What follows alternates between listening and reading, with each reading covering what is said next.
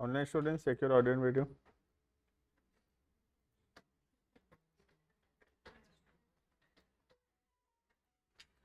ठीक ना, टॉपिक है एक है इसमें एंटरप्रेन्योरशिप के बारे में है और दूसरा एक स्मॉल बिजनेस के बारे में. मेजॉरिटी ऑफ द चैप्टर जो है that is all about entrepreneurship and small topic is there related to small business. Right, देखना, entrepreneurship is basically starting a new enterprise. कोई नया ऑर्गेनाइजेशन, नया बिजनेस शुरू करना, कोई नया गुड्स, कोई नया सर्विसेज लाना जो कि कस्टमर्स के नीड्स वांट्स को पूरा कर सके. Right, that is basically called as entrepreneurship. अब जो व्यक्ति वो काम को करता है that person is called as the entrepreneur and the process of creating a business is called as entrepreneurship. Right, देखना, entrepreneur seeks an enterprise because it results into creating goods and services which brings happiness, joy, comfort and peace. Every human being looks for a world full of happiness, joy, comfort and peace. In order to bring this, the entrepreneur looks for opportunities for converting challenges into comfort. जितना भी business है, हर एक business is basically a solution to a problem. एक particular problem था और उस particular problem का जो सॉल्यूशन है that is a business. Right, इस एग्जांपल के तौर पे सोच लो कि लोगों को दिक्कत हो रहा था गाड़ी बुक करने में, कार बुक करने में प्रॉब्लम हो रहा था, तो ऊबर हो गया या ओला हो गया, कि क्या किए, उस प्रॉब्लम को सॉल्व किए. ठीक है, अब लोगों को प्रॉब्लम हो रहा था रेस्टोरेंट से ऑर्डर सामान मंगवाने में, किसी को भेजना पड़ता था गुड्स मंगवाने में, हम ऑर्डर तो दे दिए लेकिन मंगवाना पड़ता था, या अगर रेस्टोरेंट डिलीवरी देगा तो ठीक है, जो कि मैक्सिमम रेस्टोरेंट्स नहीं देते. तो जोमेटो इस प्रॉब्लम को देखा, समझा और उसको सॉल्व किया. तो जोमेटो, स्विगी, ये क्या है? It is a solution to a problem. क्या प्रॉब्लम था? ऑर्डर पिकअप करवाने का प्रॉब्लम था, उसका सॉल्यूशन है जोमेटो. राइट, तो हर एक बिजनेस जो है that is basically converting the challenges into comfort. आज लोगों को एक चीज में असुविधा हो रहा है, प्रॉब्लम हो रहा है, और उसी चीज का सॉल्यूशन निकालना is basically a business. Right, कोई भी बिजनेस तुम पकड़ के देख लो, it is a solution to a problem. एक पर्टिकुलर प्रॉब्लम है और उस प्रॉब्लम का सॉल्यूशन है वो business. Right, setting up an enterprise is setting up a venture which brings about a change. तो setting enterprise मतलब setting enterprise का मतलब होता है starting a business which will bring a change. Right. Next, need and importance of entrepreneurship. Entrepreneurship is important for national growth and social development. Country के development के लिए, national growth के लिए और ओवरऑल सोसाइटी के डेवलपमेंट के लिए entrepreneurship बहुत ज़रूरी है. आज अगर नए नए बिजनेसेस नहीं डेवलप होंगे तो ओवरऑल कंट्री का डेवलपमेंट नहीं होगा, क्योंकि कंट्री का डेवलपमेंट डिपेंड करता है बिजनेस डेवलपमेंट के ऊपर. जितना ज़्यादा कंट्री के अंदर बिजनेस ग्रो करेगा, उसी अगर बिजनेस ग्रो करेगा उसी वजह से सोसाइटी का डेवलपमेंट होगा, क्योंकि पर कैपिटा इनकम बढ़ेगा, नेशनल इनकम बढ़ेगा, ग्रॉस डोमेस्टिक प्रोडक्ट बढ़ेगा, एम्प्लॉयमेंट अपॉर्चुनिटीज क्रिएट होगा, और इससे overall there will be development of the society. Right, most of developing countries have the history of long years of foreign domination. हमारा country का भी Britishers have ruled us for 200 years. Right, they have attained freedom recently. The most common problem they are facing is to conserve the outflow of the national resources. उनका सबसे बड़ा problem आज के दिन में क्या है? जो अपना कंट्री का रिसोर्सेस है वो उसको बचाना, उसको कंट्री से बाहर ना जाने देना. जैसे एग्जांपल के तौर पे, जैसे सोच लो अगर घर में कुकिंग ही नहीं होगा, घर में किचन ही नहीं है, ये सोचकर कि बाहर तो रेस्टोरेंट है, खाना तो मिल रहा है, तो फिर कुकिंग का क्या ज़रूरत है? क्या ज़रूरत है बोलो कुकिंग का? अगर बाहर तो रेस्टोरेंट है ना, बर्गर में रेस्टोरेंट सफिशिएंट है कि नहीं बोलो? रोज खाना चाहोगे तो मिलेगा, खाना मिलेगा कि नहीं मिलेगा? तो फिर घर में किचन का क्या दरकार है किचन का? हर दिन बाहर से लाएंगे तो टेस्ट तो चलो, हेल्थ प्रॉब्लम तो छोड़ो, बट सेकेंडरी है वो, तो प्राइमरी तो पैसा जाएगा, मनी विल गो, राइट, बहुत पैसा खर्चा होगा। वही चीज़ अगर हम घर में बनाएं तो it will be cheaper and healthier and better also, right. तो सस्ता पड़ेगा और बेटर भी होगा अगर हम घर में बनाएं तो। सिमिलरली आज हमको इंडिया में कोई सामान चाहिए तो उसको बाहर कंट्री से इंपोर्ट कर लेना is not a solution, right. जैसे कि फॉर एग्जांपल हमको सोच लो कंट्री के अंदर मोबाइल फोन्स चाहिए होता है, तो मोबाइल फोन हम नहीं बना के चाइना से मंगा ले रहे हैं, तो is this a solution? No, this is not a solution, because a lot of money is going out of the country, country के बाहर बहुत पैसा जा रहा है। सिमिलरली तुम सोचोगे क्या दिक्कत है सर, चाइना बना तो रहा है, खरीद लेते हैं। वही दिक्कत है जो तुमको घर पे है, कि तुम घर पे कुकिंग क्यों नहीं करना प्रिफर कर रहे हो, क्यों बाहर से लाना प्रिफर नहीं कर रहे? बाहर से लाना is not better, it is better to cook, right? Similarly, it is better to manufacture it within the country as compared to bringing it from outside the country, right? तो आज जितना भी डेवलपिंग कंट्रीज है उनके लिए सबसे बड़ा problem यही है कि अपने रिसोर्सेस को बचाना, अपने रिसोर्सेस को कंट्री से बाहर ना जाने देना। This is the biggest problem that they are facing. और ये कैसे सॉल्व होगा? जब कंट्री के अंदर बिजनेस डेवलप होगा, कंट्री के अंदर गुड्स एंड सर्विसेज प्रोड्यूस होगा, तभी ये आउटफ्लो ऑफ मनी रुकेगा। क्लियर है? क्योंकि डिमांड तो है, अगर प्रोडक्शन यहाँ नहीं होगा तो फिर कहीं से तो सामान लाकर डिमांड को पूरा करना पड़ेगा, राइट। जैसे अगर घर में खाना नहीं बनेगा तो बाहर से लाना ही पड़ेगा, भूखे थोड़ी रहेंगे, बाहर से लाना ही पड़ेगा।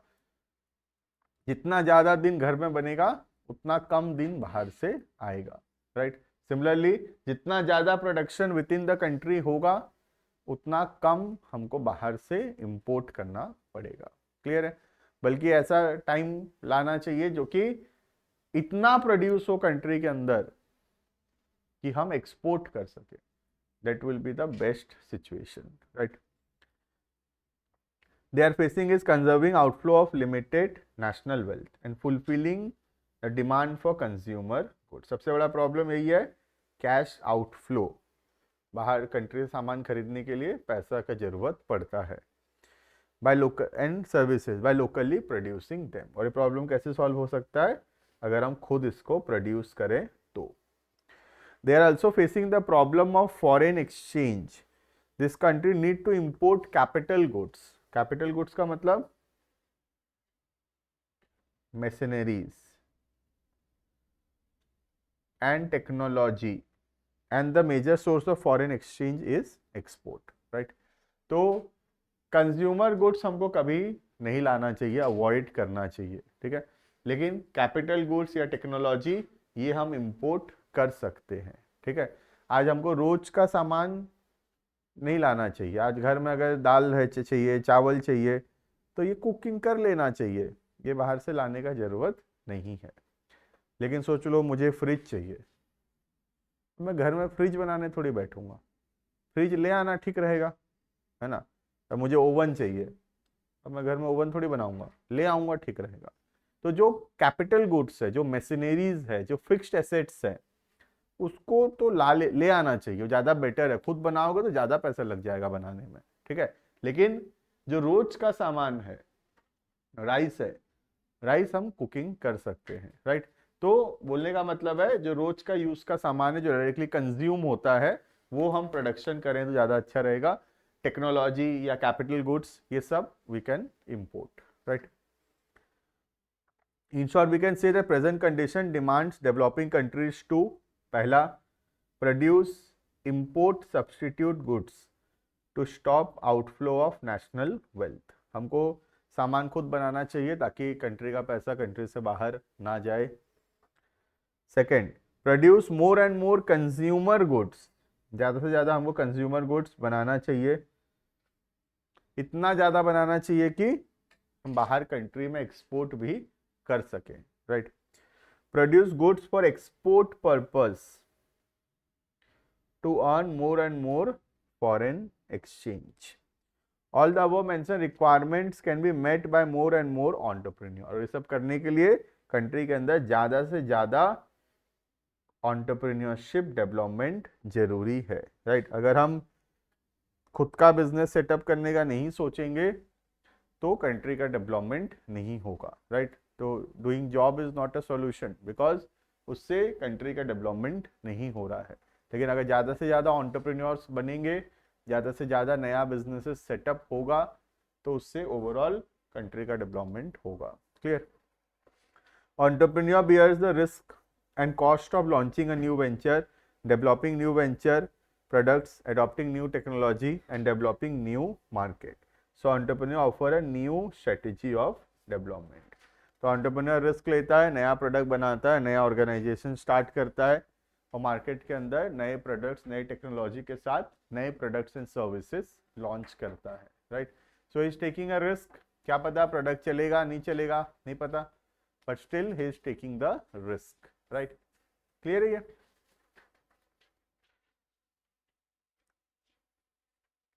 नेक्स्ट है need for entrepreneur can be made clear from the following points. क्यों जरूरी है कंट्री के अंदर एंटरप्रेन्योरशिप? ठीक है, पहला, lifeline of nation. Entrepreneurship is the yardstick to measure the development, as no country can prosper and grow without development of entrepreneurship. तो कोई भी कंट्री डेवलप नहीं कर सकता जब तक उस कंट्री के अंदर बिजनेस जो है वो डेवलप नहीं हो रहा है। We can see that in US, UK and other developed countries, these are well developed, well established enterprises. So every nation tries to increase its trade by having more enterprises. Clear है? तो हर एक country develop कैसे करेगा? जब वहां पे ज्यादा से ज्यादा लोग बिजनेस करेंगे, राइट? अब तुमको एग्जांपल देता हूं, जैसे बहुत सारा फॉरेन के कंट्रीज हैं जो बहुत डेवलप्ड हैं, जैसे यूएस हो गया, यूके हो गया, ये सब कंट्रीज तो बहुत स्टार्टिंग से ही डेवलप्ड है, ठीक है? लेकिन टेक एग्जांपल ऑफ दुबई, ठीक है? ये तो बहुत पहले से डेवलप है, यूएस, यूके, ठीक है? या फिर अगर हम इराक का एग्जांपल लें, ईरान का एग्जांपल लें, तो इनके पास तो तेल है ना, ऑयल है, तो इन लोग को कोई ज़रूरत ही नहीं है। जब जितना पैसा चाहिए इन लोग क्या कर सकते हैं, ऑयल एक्सट्रैक्शन करेंगे अपने ज़मीनों से, ऑयल को बेचेंगे, पैसा आएगा, उससे कंट्री का डेवलपमेंट हो जाएगा, ठीक है? तो इराक, ईरान ऐसे जो कंट्रीज़ हैं वहाँ पे इतना ज़्यादा ऑयल रिजर्व्स है कि वो उनके लिए सफिशिएंट है। लेकिन take example of a country Dubai, Dubai के पास कुछ भी नहीं था। दुबई के पास ना पहले से कोई डेवलपमेंट था, ना दुबई के पास ऐसा कोई ऑयल या कोई गोल्ड या कोई कोल रिजर्व्स था, कुछ भी नहीं था, बट स्टिल आज के दिन में Dubai is one of the most developed countries. Reason है सिर्फ trade. Trade is only the reason. Dubai trade को इतना कन्वीनियंट बना दिया है, बिजनेस करना इतना इजी बना दिया है, इतना कन्वीनियंट है वहां पे बिजनेस करना कि बहुत मैक्सिमम लोग बिजनेस करने का सोचते हैं वहां पे। देर इज नो टैक्स, पता है तुमको? There is no tax in the country. आज हमारे यहाँ पे we will pay income tax, we will pay GST, इतना सारा टैक्सेस हम पे करते हैं, लेकिन दुबई जैसे कंट्री में देर इज नो टैक्स, कोई टैक्स ही नहीं है। सिर्फ क्या है, एक तो बैंकिंग ट्रांजेक्शन टैक्स है, बैंक में जितना ट्रांजेक्शन करोगे उससे कुछ एक जैसे बैंक चार्जेस टाइप का कट जाएगा, जैसे 1000 रुपये तुम्हारे अकाउंट में आया तो 20 रुपये 10 रुपये कट जाएगा, बाकी तुम्हारे अकाउंट में आ गया, बस बात खत्म। और कोई इनकम टैक्स, कोई जीएसटी, कोई नहीं, कुछ भी नहीं है। तो इसीलिए वहां पे बिजनेस करना बहुत ईजी है, because there is no tax in the country, right? Plus Dubai क्या किया, जो भी चीज बनाता है सबसे बेस्ट बनाता है। अगर दुबई में कोई प्रोजेक्ट आ रहा है तो वो पूरे वर्ल्ड का सबसे कुछ ना कुछ उसमें हाईएस्ट होगा या लार्जेस्ट होगा, या कुछ ना कुछ उसमें हाईएस्ट या लार्जेस्ट होगा वो। तो उससे क्या होगा, कंट्री के अंदर टूरिज्म बहुत डेवलप किया कंट्री में। क्योंकि लोग उसको देखने आते हैं, जो बुर्ज खलीफा है देखने आते हैं लोग उसको सिर्फ क्योंकि वो सबसे टॉलेस्ट बिल्डिंग है, राइट। तो ऐसे करके और भी इतने सारे प्रोजेक्ट्स दुबई में हैं जो कि सिर्फ सुइटेबल है या तो ट्रेड के लिए या टूरिज्म के लिए। और टूरिज्म और ट्रेड के बेसिस पे today Dubai is one of the most developed countries, जो कि पहले से नहीं था, बनाया गया है उसको डेवलप्ड। ठीक है, बाकी कंट्री डेवलप्ड है, कोई बड़ा बात नहीं है, जापान हो गया, चाइना हो गया, यूएस यूके हो गया, इराक ईरान टाइप के कंट्रीज हो गए, डेवलप्ड है, कोई बड़ा बात नहीं है क्योंकि इनके पास रिसोर्सेज था पहले से। दुबई एक लौता कंट्री है जहाँ पे कुछ भी रिसोर्सेज नहीं था, यहाँ पे तो डेजर्ट्स है, Dubai is full of desserts, right. 60-70% of the area जो है वहाँ कोई रहता नहीं है दुबई का, पता है। जो जैसे सोच लो इतना बड़ा दुबई है तो 70% एरिया में कोई नहीं रहता दुबई में, इतना डेजर्ट है ऐसा कि वहाँ कोई रह ही नहीं सकता। तो सिर्फ जो दुबई है वो सिर्फ अपना 20-30% ऑफ द लैंड में जो पूरा कंट्री रहता है, ठीक है। ये जो आधा से ज़्यादा पार्ट ऑफ द कंट्री है वो जो है यूजफुल नहीं है, ठीक है। क्लियर है ये तो हो गया दुबई का कहानी बहुत। नेक्स्ट आगे बढ़ते हैं।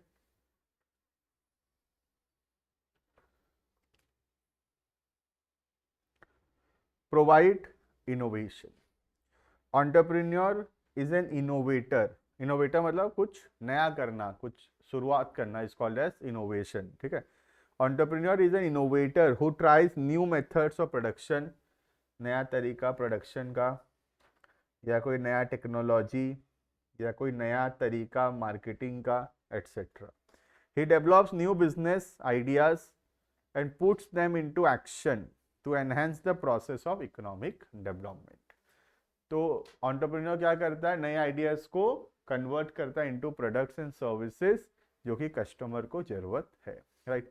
आज इतने सारे इनोवेटिव बिजनेसेस हैं जो पहले जमाने में हो सकता है कोई सोचा भी नहीं था कि ऐसा कोई बिजनेस एग्जिस्ट कर सकता है, और वो चीज आज के दिन में एग्जिस्ट करता है और वो सक्सेसफुल है। It is only because of the innovation of the entrepreneur, right? So an entrepreneur is an innovative person. He innovates and creates new types of products and services, right? इस example के तौर पर तुमको बताता हूँ। Suppose when Lenskart started, जब Lenskart शुरू हुआ, लेंसकार्ट तो ऑनलाइन शुरू हुआ था, अभी भी नाम तुम देख सकते हो, नाम क्या है, lenskart.com नाम है, देखना अभी भी, ठीक है। तो फिजिकल स्टोर्स नहीं है था लेंसकार्ट कभी भी, Lenskart was started as an online platform. तुम खुद सोचो, आज के दिन में अगर कोई तुमको बोले कि लोग ऑनलाइन चश्मा देखेंगे, ट्राई करेंगे, ऑनलाइन ट्राई करेंगे, अपना फोटो अपलोड करेंगे और वो वेबसाइट में स्क्रॉल करेंगे तो चॉइस करेंगे चश्मा, तो उसके फेस में वो ट्राई होके दिखाया जाएगा और पसंद आएगा तो खरीदेंगे। आधों को लगेगा ये आइडिया बेकार है, क्योंकि चश्मा लोग कैसे खरीदते हैं यूजुअली, जाके शॉप में पहन के ट्राई करके। पावर चश्मा का बात चल रहा है, स्टाइलिश चश्मा का बात नहीं चल रहा है। पावर चश्मा लोग कैसे खरीदते हैं, आज के दिन भी हम भी दुकानों में जाकर पावर चश्मा पहन के ट्राई करके देखकर ऑर्डर देने का आदत है।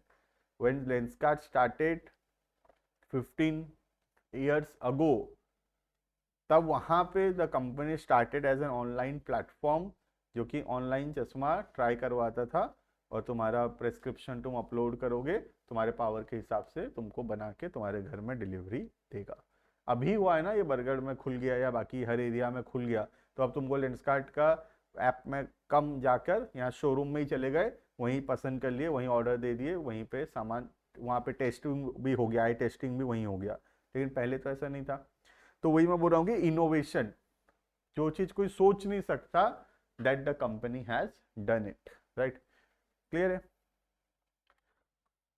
किसी को 20 साल 25 साल पहले बोलोगे कि फोन में हम एक क्लिक करेंगे और खाना घर आ जाएगा, या फोन में एक क्लिक करेंगे तो कैब आ जाएगा, तो the people will not trust it. लोग उस पर भरोसा नहीं करेंगे कि ऐसा हो सकता है बोल के, राइट।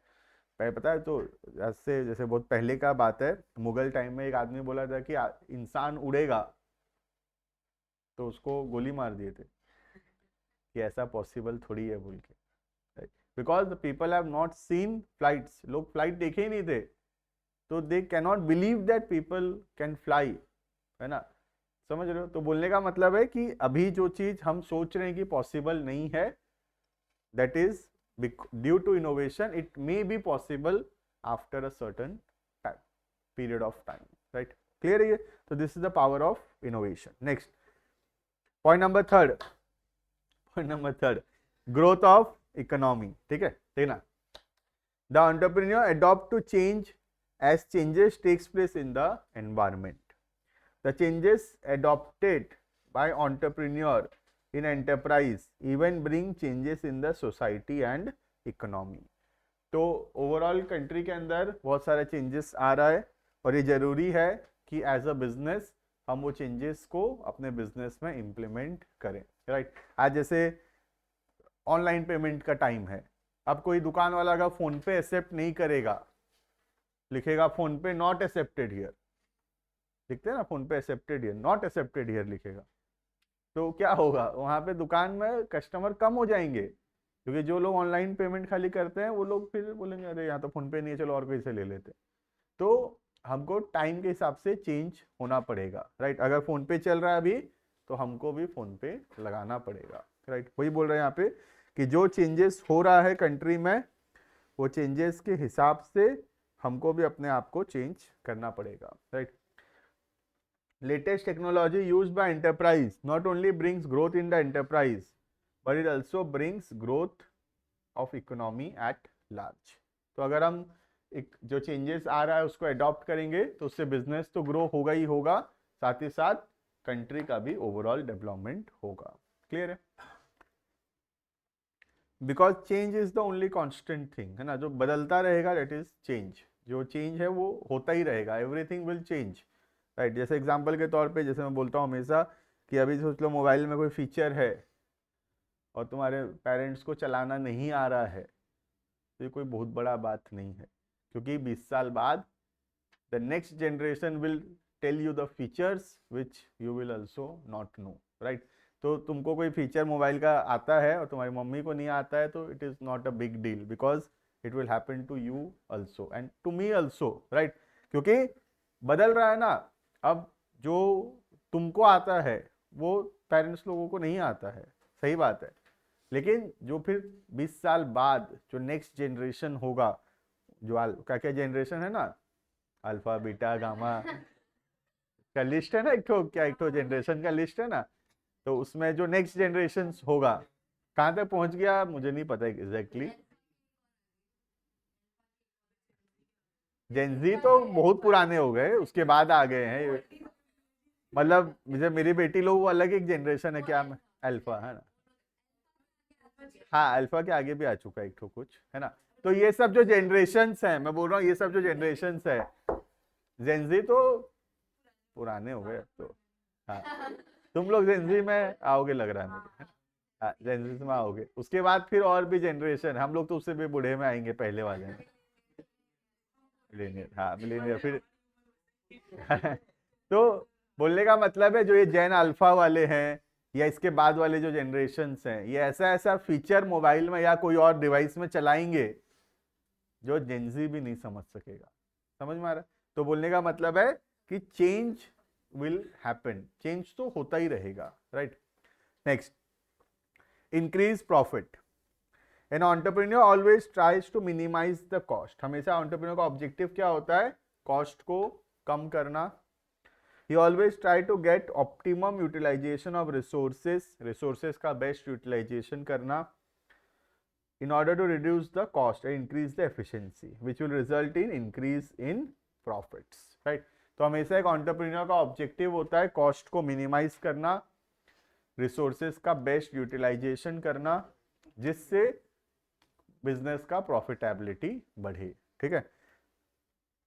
क्योंकि अगर कॉस्ट कम लगेगा, कोई प्रोडक्ट में अगर कॉस्ट कम लगेगा, या फिर हम रिसोर्सेस का ऑप्टिमम यूटिलाइजेशन करेंगे, ऑप्टिमम यूटिलाइजेशन का मतलब क्या होता है, no wastage of resources, resources को हम वेस्ट नहीं करेंगे, तो इससे क्या होगा, there will be increase in the profits, profits उससे बढ़ेगा। क्लियर? तो ये कॉस्ट कम होगा, अगर रिसोर्सेज को वेस्ट नहीं करेंगे तो कॉस्ट कम लगेगा, और कॉस्ट कम होगा तो प्रॉफिट ज्यादा होगा। क्लियर है? नेक्स्ट जो बड़ा चीज है दैट इज एम्प्लॉयमेंट अपॉर्चुनिटीज। जितना ज्यादा बिजनेस ग्रो करेगा कंट्रीज के अंदर, उतना ज्यादा एम्प्लॉयमेंट क्रिएट होगा। ठीक है? आज एग्जाम्पल के तौर पे छोटे छोटे चीज से फर्क पड़ेगा। अगर सोच लो मैं जॉब कर रहा हूं तो मैं किसी को एम्प्लॉयमेंट प्रोवाइड नहीं कर पाया, लेकिन अगर मैं एक बिजनेस कर रहा हूं तो कम से कम 5 लोगों को तो मैं काम पर रखूंगा दुकान में, या 10 लोगों को तो काम पर रखूंगा, तो मेरे बिजनेस के वजह से एटलीस्ट 10 लोगों को तो एम्प्लॉयमेंट मिल सका, जो कि नहीं मिल पाता अगर मेरा बिजनेस नहीं होता। तो सिमिलरली अगर एक बिजनेस से 10 लोगों को कम से कम एम्प्लॉयमेंट मिल सकता है, तो ऐसे अगर लाखों लोग बिजनेस करेंगे तो करोड़ों लोगों को उससे एम्प्लॉयमेंट मिलेगा। क्लियर है? तो इसीलिए there is a need of development of entrepreneurship, because entrepreneurship will result into creation of employment opportunities, right? और एम्प्लॉयमेंट मिलेगा तभी कंट्री का डेवलपमेंट होगा, क्योंकि लोगों के पास पैसा होगा और उसको वो लोग खर्चा करेंगे, तभी कंट्री का डेवलपमेंट होगा। ठीक है? एग्जाम्पल तुमको दे रहा हूँ, दुबई का मुझे एग्जाम्पल दिया, वहाँ 0 टैक्स है। तो जैसे मैं अगर 1 लाख रुपए कमाया तो कोई टैक्स मुझे नहीं देना पड़ा, मैं 1 लाख रुपए अपने सेल्फ कंजम्पशन के लिए यूज कर सकता हूँ। मैं 1 लाख रुपए से घर खरीद सकता हूँ, हॉलीडे पे जा सकता हूँ, कोई मोबाइल खरीद सकता हूँ, कुछ भी कर सकता हूँ मेरे 1 लाख रुपए से। लेकिन यहाँ इंडिया में अगर मैं 1 लाख रुपए कमाया, 30% सरकार ले जाएगा टैक्स, 70,000 मेरे पास बचेगा, तो मैं 70,000 खर्चा कर पाऊंगा। तो कंट्री के अंदर स्पेंडिंग कम होगा। इंडिया जैसे कंट्री में एक आदमी 70,000 खर्चा कर पाएगा 1 लाख कमा के भी, लेकिन बाहर कंट्री में, दुबई में 1 लाख कमाया तो पूरा 1 लाख उसके पास बचेगा खर्चा करने के लिए।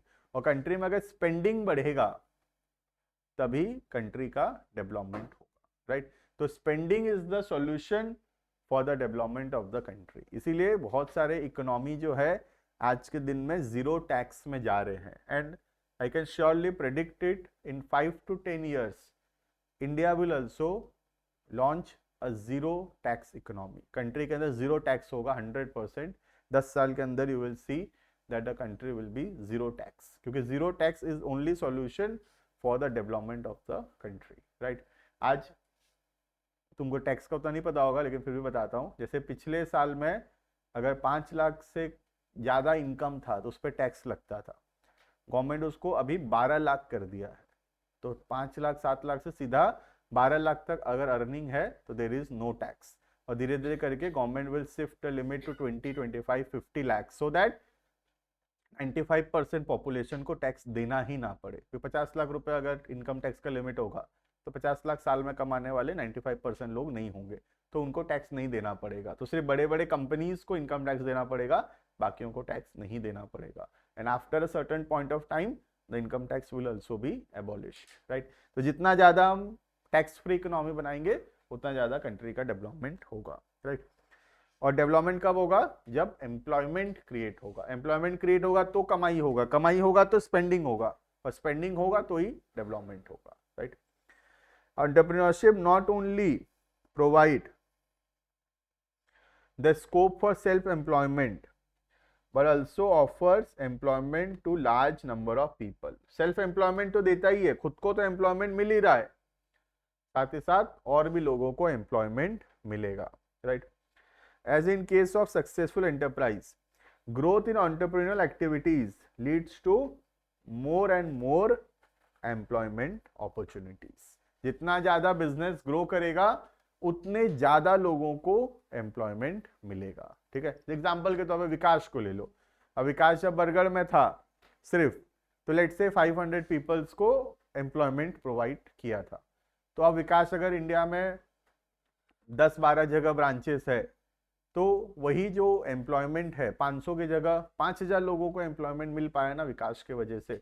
आज विकास आज कंट्री के अंदर अगर 1000 ब्रांचेस खोल लिया तो 5 लाख लोगों को भी एम्प्लॉयमेंट प्रोवाइड कर पाएगा, राइट। तो जैसे जैसे बिजनेस ग्रो करेगा it will provide employment to the large number of people, right.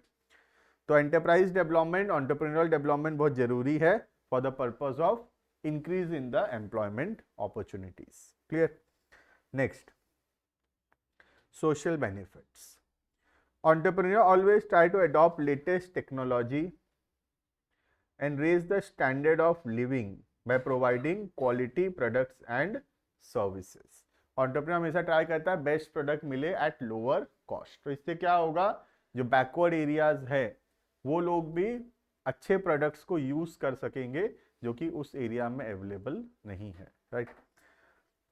By setting up enterprise in backward areas, they try to balance regional growth. Balance regional growth का मतलब क्या होता है, जिस स्पीड में अर्बन एरियाज डेवलप हो रहा है उसी स्पीड में जरूरी है कि रूरल एरियाज भी डेवलप हो। इसी को क्या बोलते हैं, बैलेंस रीजनल ग्रोथ। मतलब अर्बन एरियाज में भी डेवलपमेंट जरूरी है तो रूरल एरियाज में भी डेवलपमेंट जरूरी है, right.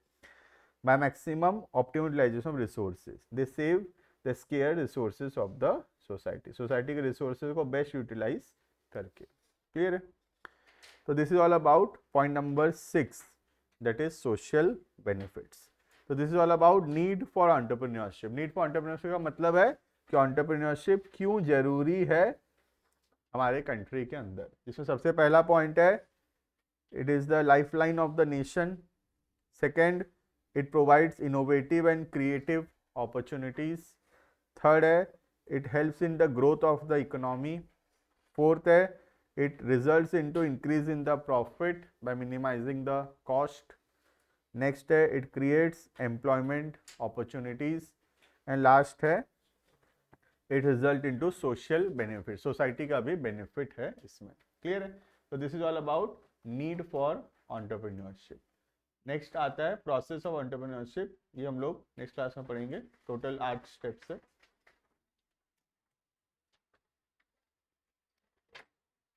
Online students can leave, इतना पढ़ेंगे, छोटा चैप्टर है, 3-4 क्लास लगेगा मैक्सिमम।